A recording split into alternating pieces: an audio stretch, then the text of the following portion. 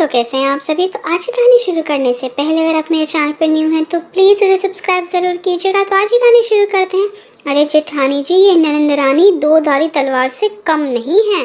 राधा हमारी ननंद, हमारी मतलब मैं छोटी बहू सुधा और मेरी जेठानी सुषमा, इसलिए मैंने कहा हमारी ननंद। बड़ी चालाक प्रवृत्ति की है, अपनी सहूलियत के हिसाब से कभी पुराने ज़माने की विचारधारा अपना लेती है तो कभी नई ज़माने की। अगर मेरा या मेरी जेठानी का पल्लू सर से सरक जाए फिर तो बस पूछो ही मत। ननंद रानी जी कहती है, अरे तुम्हें तो किसी का डर ही नहीं है। मेरे ससुराल में तो हम सर से पल्ला क्या घूंघट तक भी नहीं हिला सकती। तो जेठानी जी कहती है, ननंद रानी कह तो इस तरह से रही हैं जैसे कुटुंब में रहती हो। हम दो, हमारे दो का परिवार है इनका। साल दो साल में सास ससुर जो देवर के साथ रहते हैं 2-4 दिन के लिए ननंद के घर आ जाते हैं। पर सासू माँ के डर की वजह से जेठानी जी या मैं, कोई उन्हें कुछ नहीं बोलता। एक दिन हम दोनों देवरानी जेठानी मॉल घूमने गई तो नाश्ते के लिए फ्रोज़न टिक्की, पोटैटो बाइट्स वगैरह ले आई और फ्रीज़र में रख दिया। तो सासू माँ बोली, बहू यह क्या लाई हो। तो मैंने कहा, मम्मी जी ये बनी बनाई टिक्की वगैरह है, अगर कोई मेहमान अचानक से घर आ जाए तो नाश्ते में लगाने के काम आ जाती है। तो सासू माँ बोली, यह तो बढ़िया है। 3-4 दिन बाद ननंद रानी बच्चों के साथ अपने मायके आई। तो सासू माँ बोली, बहू वो जो तुम टिक्की लाई थी ना तो वह तल दो। तो मैंने कहा, ठीक है मम्मी जी। मैंने टिक्की तलकर टमाटर प्याज काटकर पाव में लगाकर बर्गर बना दिए। बच्चों ने बहुत खुश होकर खाए।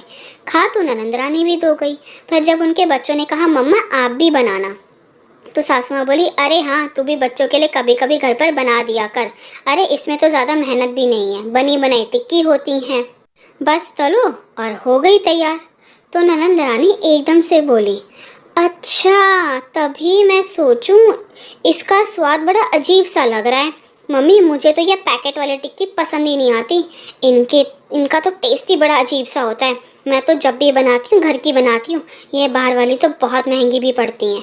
इतना कहने के बाद भी वह एक और टिक्की भी खा गई। तो मुझे उनकी बातें सुनकर हंसी आ गई। एक दिन तो ननंद रानी फंस गई। वह फिल्म देखने गई हुई थी। उन्होंने जींस टॉप पहना हुआ था तो उनका बेटा उनकी कुछ फ़ोटो खींच रहा होता है। तो वह उन्हें बिना बताए फ़ोटो खींचकर, और हमारा एक सोशल मीडिया पर ग्रुप बना हुआ था प्राइवेट, जिसमें मैं और उनकी 1-2 सहेलियां सब थी, उसमें भेज दिया। उन्होंने थोड़ी देर में वह फ़ोटो डिलीट भी कर दी थी ग्रुप में से, पर तब तक मैं फ़ोटो का स्क्रीनशॉट ले चुकी थी। अब बच्चे को क्या पता मम्मी क्या करती है क्या नहीं। मैंने वह फ़ोटो जेठानी जी को दिखाई तो वह शॉक रह गई और बोली, अरे यह तो हमारी संस्कारी घूंघट में रहने वाली ननंद रानी है। फिर हमने उनकी पोल पट्टी खोलने का प्लान बनाया। कुछ ही दिनों में जेठानी जी की बेटी का जन्मदिन आ रहा था, तो उस दिन ननंद रानी भी घर पर आने वाली थी। तो हमने भी उस दिन 1 पीस ड्रेस पहन लिया। इससे हमारी सासू माँ को कोई एतराज़ नहीं था। पर जैसे ही ननंद रानी घर आई तो बस गजब हो गया।